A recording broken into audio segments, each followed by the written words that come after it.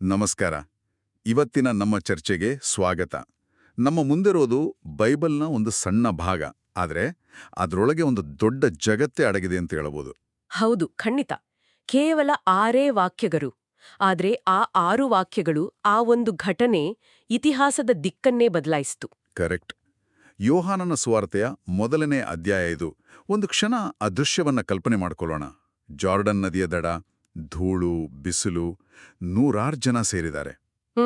ಅಲ್ಲೊಬ್ಬ ವಿಚಿತ್ರ ಪ್ರವಾದಿ, ದೀಕ್ಷಾಸ್ನಾನಿಕ ಯೋಹಾನ. ಆತ ಜನರಿಗೆ ಬೋಧನೆ ಮಾಡ್ತಿದ್ದಾನೆ, ಪಶ್ಚಾತ್ತಾಪ ಪಡಿ ಅಂತ ಹೇಳ್ತಿದ್ದಾನೆ. ಒಂದು ರೀತಿ ಆಧ್ಯಾತ್ಮಿಕ ಕ್ರಾಂತಿಯ ವಾತಾವರಣ. ಹೌದು.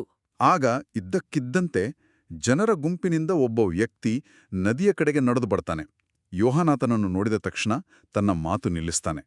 ಇಡೀ ಜನರ ಗಮನವನ್ನು ಆತನ ಕಡೆಗೆ ಸೆಳೆದು ಒಂದು ಮಾತು ಹೇಳ್ತಾನೆ. ಅದೇ ಆ ಮಾತು. ಈಗೋ ನೋಡಿ, ಬಲಿಯರ್ಪಣೆಗಾಗಿ ದೇವರು ನೇಮಿಸಿರುವ ಕುರಿಮರಿ. ಆ ಒಂದು ವಾಕ್ಯ, ಆ ಒಂದು ಕ್ಷಣ ಅಲ್ಲಿದ್ದ ಜನರಿಗೆ ಹೇಗನ್ಸಿರಬೇಡ. ಖಂಡಿತ. ಕುರಿಮರಿ ಅಂದ್ರೆ ಅವ್ರಿಗೆಲ್ಲ ಚೆನ್ನಾಗ್ ಗೊತ್ತಿತ್ತು, ದೇವಸ್ಥಾನದಲ್ಲಿ ಬಲಿ ಕೊಡುವ ಪ್ರಾಣಿ. ಆದರೆ ಒಬ್ಬ ಮನುಷ್ಯನನ್ನು ನೋಡಿ ದೇವರ ಕುರಿಮರಿ ಅಂತ ಕರೆದ್ರೆ ಅದರ ಅರ್ಥ ಏನು ಅಂತ ಗೊಂದಲ ಆಗಿರ್ಲೇಬೇಕು. ಎಕ್ಸಾಕ್ಟ್ಲಿ. ಅದೇ ಇವತ್ತಿನ ನಮ್ಮ ಚರ್ಚೆಯ ಕೇಂದ್ರ. ಯೋಹಾನನ ಈ ಒಂದು ಘೋಷಣೆಯಲ್ಲಿ ಎಷ್ಟು ವಿಷಯಗಳು ಅಡಗಿವೆ, ಇದನ್ನ ಒಂದು ಈರುಳ್ಳಿ ತರ ಪದರವಾಗಿ ಬಿಡಿಸಿ ನೋಡೋಣ. ಒಳ್ಳೆ ಹೋಲಿಕೆ. ಮೊದಲು ಆ ಕ್ಷಣದಲ್ಲಿ ನಿಜವಾಗಿ ಏನಾಯ್ತು ಅಂತ ನೋಡೋಣ. ಆಮೇಲೆ ಆ ಪದಗಳ ಹಿಂದಿರುವ ಆಳವಾದ ಅರ್ಥವನ್ನ ಕದಕೋಣ. ಕೊನೆಗೆ ಇದೆಲ್ಲ ಇವತ್ತಿನ ನಮ್ಮ ಜೀವನಕ್ಕೆ ಯಾಕೆ ಮುಖ್ಯ ಅಂತ ಚರ್ಚಿಸೋಣ. ಸರಿ, ಶುರು ಮಾಡೋಣವಾ? ಖಂಡಿತ, ಶುರು ಮಾಡೋಣ. ಓಕೆ, ಹಾಗಾದ್ರೆ ಮತ್ತೆ ಆ ದೃಶ್ಯಕ್ಕೆ ಬರೋಣ. ಯೋಹಾನ ಆ ಕಾಲಕ್ಕೆ ಒಂದು ರೀತಿ ಸೆಲೆಬ್ರಿಟಿ ಆಗ್ಬಿಟ್ಟಿದ್ದ. ರಾಜನಿಂದ ಹಿಡಿದು ಸಾಮಾನ್ಯ ಜನರವರೆಗೂ ಅವನ ಬಗ್ಗೆ ಮಾತಾಡ್ತಿದ್ರು. ಹೌದು, ಕೆಲವರಂತೂ ಅವನನ್ನೇ ಮೆಸ್ಸಾಯ ಅಂದ್ರೆ ಬರಬೇಕಾಗಿದ್ದ ರಕ್ಷಕ ಅಂತಾನೂ ಅಂದುಕೊಂಡಿದ್ರು. ಅಂಥ ಒಬ್ಬ ಪ್ರಭಾವಿ ವ್ಯಕ್ತಿ ತನ್ನೆಲ್ಲ ಗಮನವಂಗೂ ಬೇರೊಬ್ಬರ ಮೇಲೆ ಹರಿಸ್ತಾನೆ. ಇದು ಸಾಧಾರಣ ವಿಷಯವಲ್ಲ ಅಲ್ವಾ? ಜನರನ್ನು ತನ್ನೆಡೆಗೆ ಸೆಳೆಯುವುದಾಗಿರ್ಲಿಲ್ಲ, ಬದಲಿಗೆ ನಿಜವಾದ ವ್ಯಕ್ತಿಯ ಕಡೆಗೆ ಬೆರಳು ಮಾಡಿ ತೋರಿಸುವುದಾಗಿತ್ತು. ಎಕ್ಸಾಕ್ಟ್ಲಿ. ಅವನು ಯೇಸುವನ್ನು ನೋಡಿ ಲೋಕದ ಪಾಪಗಳನ್ನು ಪರಿಹರಿಸುವವರು ಇವರೇ ಅಂತ ಹೇಳಿದಾಗ ಅದು ಕೇವಲ ಒಂದು ಪರಿಚಯವಾಗಿರ್ಲಿಲ್ಲ, ಅದೊಂದು ಗುರುತಿನ ಅನಾವರಣ. ನೀವೆಲ್ಲರೂ ಹುಡುಕುತ್ತಿರುವ ಉತ್ತರ ಇವರೇ ಎಂದು ಘೋಷಿಸಿದ ಹಾಗೆ ಇತ್ತು. ಆದ್ರೆ ಒಂದು ಪ್ರಶ್ನೆ, ಯೋಹಾನನಿಗೆ ಇದು ಗೊತ್ತಾಗಿದ್ದು ಹೇಗೆ? ಸುಮ್ಮನೆ ಅವನಿಗೆ ಅನ್ನಿಸಿದ್ದನ್ನ ಹೇಳದ್ನ, ಅಥವಾ ಅದಕ್ಕೇನಾದ್ರೂ ದೈವಿಕ ಸೂಚನೆ ಇತ್ತಾ?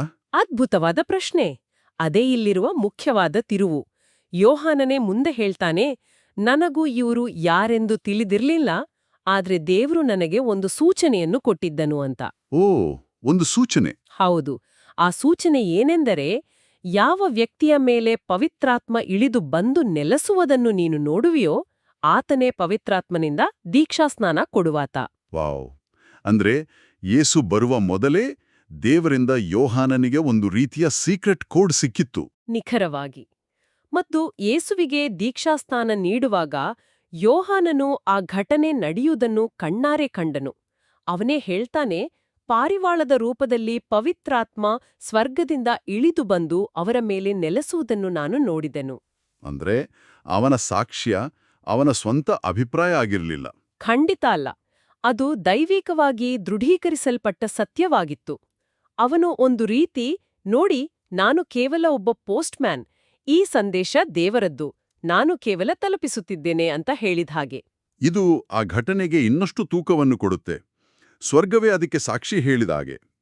ಸರಿ, ಹಾಗಾದ್ರೆ ಯೋಹಾನನು ಯೇಸುವಿನ ಬಗ್ಗೆ ಹೇಳಿದ ಮಾತುಗಳನ್ನು ಸ್ವಲ್ಪ ಆಳವಾಗಿ ನೋಡೋಣ.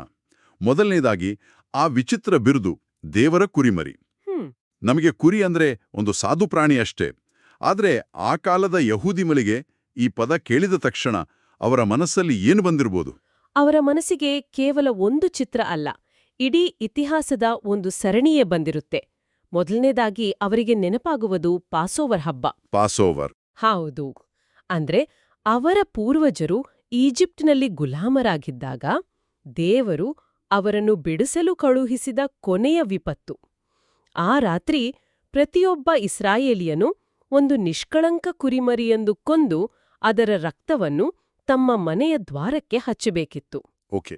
ದೇವರ ದೂತನು ಆ ರಕ್ತವನ್ನು ನೋಡಿದ ಮನೆಗಳನ್ನು ದಾಟಿ ಹೋಗಿ ಅವರ ಮಕ್ಕಳನ್ನು ಉಳಿಸಿದನು.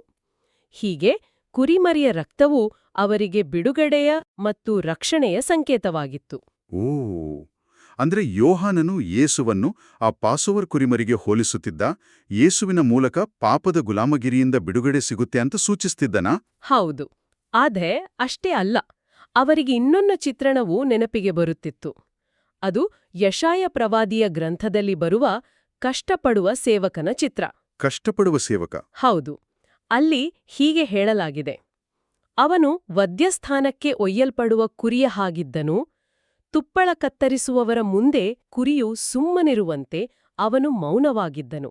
ಅಂದ್ರೆ ಆ ಸೇವಕನು ಬೇರೆಯವರ ಪಾಪಗಳಿಗಾಗಿ, ತಪ್ಪಿಗಾಗಿ ಮೌನವಾಗಿ ಶಿಕ್ಷೆ ಅನುಭವಿಸುತ್ತಾನೆ. ವಾವ್! ಅಂದ್ರೆ ದೇವರ ಕುರಿಮರಿ ಎಂದಾಗ ರಕ್ಷಣೆ ಮತ್ತು ತ್ಯಾಗ ಎರಡೂ ಅರ್ಥಗಳು ಒಟ್ಟಿಗೆ ಸೇರಿಕೊಳ್ತವೆ. ಇದು ಕೇವಲ ಒಂದು ಬಿರುದಲ್ಲ, ಅದೊಂದು ಸಂಪೂರ್ಣ ಜೀವನದ ಧ್ಯೇಯವನ್ನೇ ಹೇಳುವಂತಿದೆ. ಖಂಡಿತ. ಇದು ಎಷ್ಟು ಕ್ರಾಂತಿಕಾರಿಯಾದ ಮಾತು ಅಲ್ವಾ?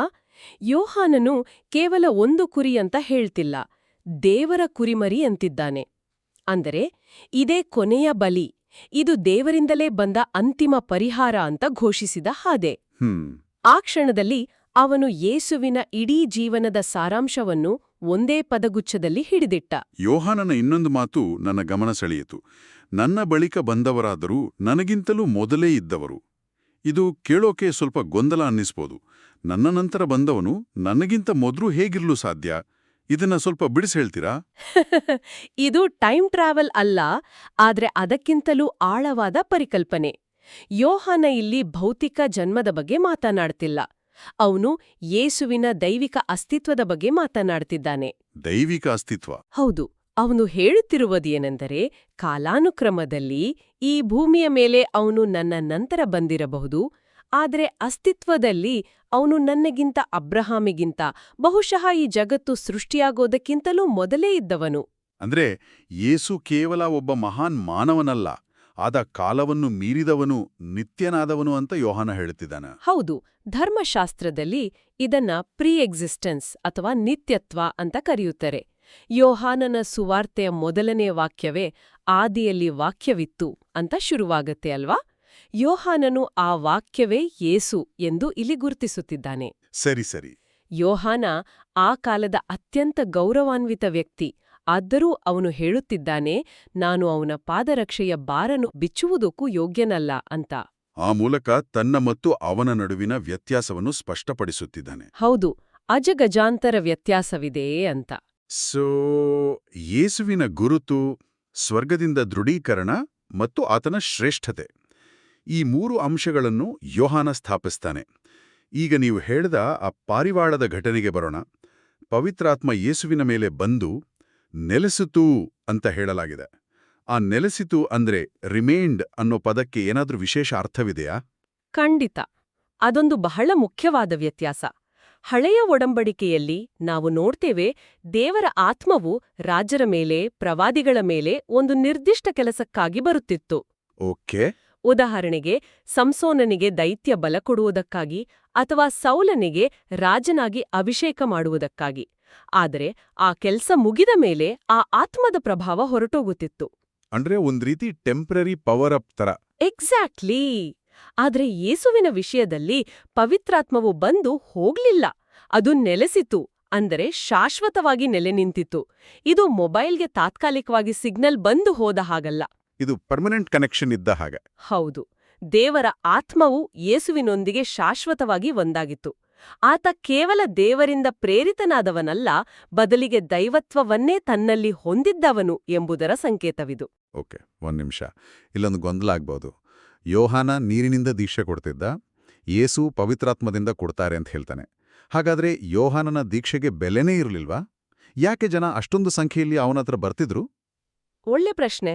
ಯೋಹಾನನ ದೀಕ್ಷೆಗೆ ಖಂಡಿತ ಬೆಲೆ ಇತ್ತು, ಆದರೆ ಅದರ ಉದ್ದೇಶ ಬೇರೆಯಾಗಿತ್ತು. ಯೋಹಾನನ ನೀರಿನ ದೀಕ್ಷೆ ಒಂದು ಬಾಹ್ಯ ಕ್ರಿಯೆ. ಅದು ಪಶ್ಚಾತ್ತಾಪದ ಸಂಕೇತ.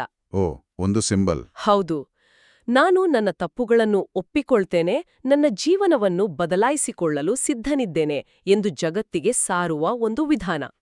ಅದೊಂದು ರೀತಿಯಲ್ಲಿ ರೋಗವನ್ನು ಡಯಾಗ್ನೋಸ್ ಮಾಡಿದ ಹಾಗೆ. ನನಗೆ ಸಮಸ್ಯೆ ಇದೆ ಎಂದು ಒಪ್ಪಿಕೊಳ್ಳುವುದು ಮೊದಲ ಹೆಜ್ಜೆ. ಹಾಗಾದ್ರೆ ಯೇಸು ನೀಡುವ ಪವಿತ್ರಾತ್ಮದ ದೀಕ್ಷೆ? ಅದು ಆ ರೋಗಕ್ಕೆ ನೀಡುವ ಮದ್ದು. ಅದು ಕೇವಲ ಬಾಹ್ಯ ಕ್ರಿಯೆಯಲ್ಲ, ಅದೊಂದು ಆಂತರಿಕ ಪರಿವರ್ತನೆ.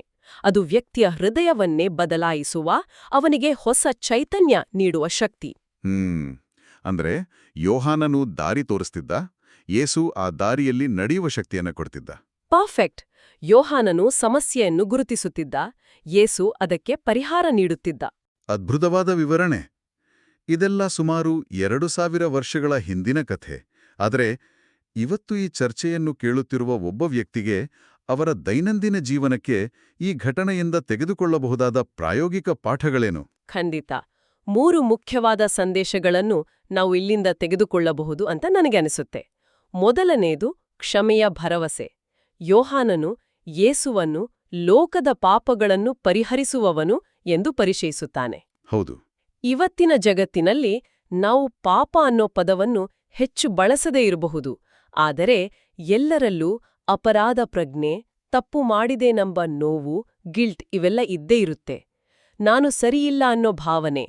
ಈ ಭಾರವನ್ನು ನಮ್ಮ ಸ್ವಂತ ಪ್ರಯತ್ನದಿಂದ ಇಳಿಸುವುದು ಬಹಳ ಕಷ್ಟ. ಈ ವಾಕ್ಯವು ಕ್ಷಮೆ ಮತ್ತು ಆಂತರಿಕ ಶಾಂತಿ ಸಾಧ್ಯವಿದೆ, ಆದರೆ ಅದರ ಮೂಲ ನಮ್ಮಿಂದ ಹೊರಗಿದೆ ಎಂಬ ಭರವಸೆಯನ್ನು ನೀಡುತ್ತದೆ. ಅಂದ್ರೆ ಪರಿಹಾರವು ನಮ್ಮ ಸಾಮರ್ಥ್ಯದ ಹೊರಗಿದೆ, ಆದರೆ ಅದು ಲಭ್ಯವಿದೆ ಎಂಬ ಒಂದು ಆಶ್ವಾಸನೆ. ಸರಿ, ಎರಡನೆಯ ಪಾಠ. ಎರಡನೆಯದು ಸತ್ಯವನ್ನು ಹಂಚಿಕೊಳ್ಳುವ ಜವಾಬ್ದಾರಿ. ಯೋಹಾನನ ನಡವಳಿಕೆಯನ್ನು ಗಮನಿಸಿ, ಅವನಿಗೆ ಸತ್ಯ ಗೊತ್ತಾದ ತಕ್ಷಣ ಅವನು ಅದನ್ನು ತನ್ನಲ್ಲೇ ಇಟ್ಟುಕೊಳ್ಳಲಿಲ್ಲ. ಹೇಳಿದರೆ ಜನ ಏನನ್ಕೊಳ್ತಾರೋ ಅಂತ ಯೋಚಿಸ್ತಾ ಕೂರ್ಲಿಲ್ಲ. ಹೌದು, ಧೈರ್ಯವಾಗಿ ಸ್ಪಷ್ಟವಾಗಿ ಜಗತ್ತಿಗೆ ಸಾರಿದನು. ಈಗೋ ನೋಡಿ ಎಂದು ಅವನು ಬೆರಳು ಮಾಡಿ ತೋರಿಸಿದನು. ಇದು ನಮಗೆ ಏನು ಹೇಳುತ್ತೆ ಅಂದ್ರೆ, ನಮ್ಮ ಜೀವನದಲ್ಲಿ ನಾವು ಯಾವುದಾದ್ರೂ ಒಂದು ಒಳ್ಳೆಯದನ್ನು, ಸತ್ಯವನ್ನು ಅನುಭವಿಸಿದಾಗ ಅದನ್ನು ಹಂಚಿಕೊಳ್ಳುವುದು ನಮ್ಮ ಜವಾಬ್ದಾರಿ. ಹೌದು, ಯೋಹಾನ ಒಬ್ಬ ಇನ್ಫ್ಲೂಯೆನ್ಸರ್ ಆಗಿದ್ದ, ಆದ್ರೆ ಅವನು ತನ್ನನ್ನು ಪ್ರಮೋಟ್ ಮಾಡಿಕೊಳ್ಳಿಲ್ಲ. ಕರೆಕ್ಟ್. ಬದಲಿಗೆ ಇನ್ನೊಬ್ಬರನ್ನು ಪ್ರಮೋಟ್ ಮಾಡಿದ. ಸರಿ, ಮೂರನೇ ಪಾಠ ಯಾವುದು? ಮೂರನೆಯದು ಮತ್ತು ಬಹುಶಃ ಇಂದಿನ ಜಗತ್ತಿಗೆ ಅತ್ಯಂತ ಅವಶ್ಯಕವಾದದ್ದು ಗಮನವನ್ನು ಬದಲಾಯಿಸುವುದು. ಯೋಹಾನ ಇಗೋ ನೋಡಿ ಅಂದ್ರೆ ಬಿಹೋಲ್ಡ್ ಅಂತ ಹೇಳ್ತಾನೆ. ಇದೊಂದು ಆಹ್ವಾನ. ನಮ್ಮ ದೃಷ್ಟಿಯನ್ನು ನಮ್ಮ ಸಮಸ್ಯೆಗಳ ಮೇಲಿಂದ, ನಮ್ಮ ಚಿಂತೆಗಳ ಮೇಲಿಂದ ತೆಗೆದು ಪರಿಹಾರದ ಮೇಲೆ ಕೇಂದ್ರೀಕರಿಸಬೇಕು ಎಂಬ ಸಂದೇಶ ಇಲ್ಲಿದೆ. ನಾವು ಸಾಮಾನ್ಯವಾಗಿ ನಮ್ಮ ಜೀವನದ ತೊಂದರೆಗಳಲ್ಲಿ ಎಷ್ಟು ಮುಳುಗಿ ಹೋಗಿರುತ್ತೇವೆ ಅಂದ್ರೆ, ಪರಿಹಾರ ನಮ್ಮ ಕಣ್ಣೆದುರೇ ಇದ್ದರೂ ಅದನ್ನು ನೋಡಲು ವಿಫಲರಾಗುತ್ತೇವೆ. ಹೌದು. ಹಾಗಾಗಿ ಸಮಸ್ಯೆಗಳಿಗಿಂತ ಪರಿಹಾರ ನೀಡುವವನು ದೊಡ್ಡವನು ಎಂಬ ನಂಬಿಕೆಯನ್ನು ಬೆಳೆಸಿಕೊಳ್ಳಬೇಕು ಎನ್ನುವುದು ಇದರ ಆಶಯ. ಅದ್ಭುತವಾಗಿ ಹೇಳಿದ್ರಿ. ಹಾಗಾದ್ರೆ ಒಟ್ಟಿನಲ್ಲಿ ಹೇಳುವುದಾದ್ರೆ, ಯೋಹಾನನ ಈ ಕೆಲವೇ ವಾಕ್ಯಗಳು ಯೇಸುವನ್ನು 3 ವಿಶಿಷ್ಟ ಪಾತ್ರಗಳಲ್ಲಿ ಜಗತ್ತಿಗೆ ಪರಿಚಯಿಸುತ್ತವೆ.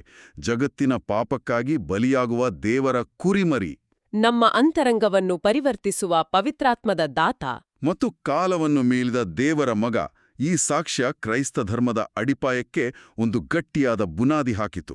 ಹೌದು, ಇದು ಯೇಸುವಿನ ಸಾರ್ವಜನಿಕ ಜೀವನದ ಅಧಿಕೃತ ಉದ್ಘಾಟನಾ ಸಮಾರಂಭ ಎನ್ನಬಹುದು, ಮತ್ತು ಅದರ ನಿರೂಪಕ ಯೋಹಾನ. ಈ ಅದ್ಭುತ ಚರ್ಚೆಯನ್ನು ಮುಗಿಸುವ ಮೊದಲು ನಮ್ಮ ಕೇಳುಗರು ಯೋಚಿಸಲು ಒಂದು ಅಂತಿಮ ಪ್ರಶ್ನೆಯನ್ನು ಬಿಟ್ಟು ಹೋಗೋಣ. ಖಂಡಿತ. ಯೋಹಾನನ ಇಡೀ ಜೀವನದ ಧ್ಯೇಯವೇ ಯೇಸುವನ್ನು ಜಗತ್ತಿಗೆ ತೋರ್ಪಡಿಸುವುದಾಗಿತ್ತು. ಅವನು ಜನರನ್ನು ತನ್ನತ್ತ ಸೆಳೆಲಿಲ್ಲ, ಯೇಸುವಿನತ್ತ ಬೆರಳು ಮಾಡಿ ತೋರಿಸಿದ. ಅವನ ಪ್ರಸಿದ್ಧ ಮಾತು, ಆತನು ಹೆಚ್ಚಬೇಕು, ನಾನು ತಗ್ಗಬೇಕು ಅಂತ. ಹೌದು, ಆತ ಕೇವಲ ಒಂದು ಮೈಕ್ ಆಗಿದ್ದ, ಸ್ಪೀಕರ್ ಅಲ್ಲ. ನಿಖರವಾಗಿ. ಹಾಗಾದ್ರೆ ಇಲ್ಲಿ ಕೇಳುಗರಿಗೆ ನನ್ನ ಪ್ರಶ್ನೆ ಇದು. ಇಂದಿನ ನಮ್ಮ ಜಗತ್ತಿನಲ್ಲಿ ನಮ್ಮ ನಂಬಿಕೆಗಳನ್ನು ಅಥವಾ ಮೌಲ್ಯಗಳನ್ನು ತೋರಿಸುವುದು ಅಂದ್ರೆ, ಯೋಹಾನನಂತೆ ನಮ್ಮ ಬದುಕಿನ ಮೂಲಕವೇ ಇನ್ನೊಂದರ ಮಹತ್ವವನ್ನು ಸಾರುವುದು. ಮತ್ತು ಅದರ ಬಗ್ಗೆ ಕೇವಲ ಹೇಳುವುದು ಅಂದ್ರೆ ಬರೀ ಮಾತುಗಳಲ್ಲಿ ವಿವರಿಸುವುದು. ಹೌದು. ಈ ಎರಡರ ನಡುವಿನ ವ್ಯತ್ಯಾಸ ಏನು, ಮತ್ತು ಯಾವುದು ಹೆಚ್ಚು ಶಕ್ತಿಶಾಲಿ ಮತ್ತು ಯಾವುದು ಹೆಚ್ಚು ಪರಿಣಾಮಕಾರಿ? ಈ ಪ್ರಶ್ನೆಯೊಂದಿಗೆ ಇಂದಿನ ಚರ್ಚೆಯನ್ನು ಮುಗಿಸೋಣ. ಪ್ರಿಯರೇ, ಈ ಚಾನೆಲ್ ಅನ್ನು ಸಬ್ಸ್ಕ್ರೈಬ್ ಮಾಡಿ ಪ್ರತಿದಿನ ದೇವರ ವಾಕ್ಯವನ್ನು ಆಲಿಸುತ್ತಾ ಅದನ್ನು ಇತರರೊಂದಿಗೆ ಹಂಚಿಕೊಳ್ಳಲು ನಮಗೆ ನೆರವಾಗಿರಿ. ಧನ್ಯವಾದಗಳು.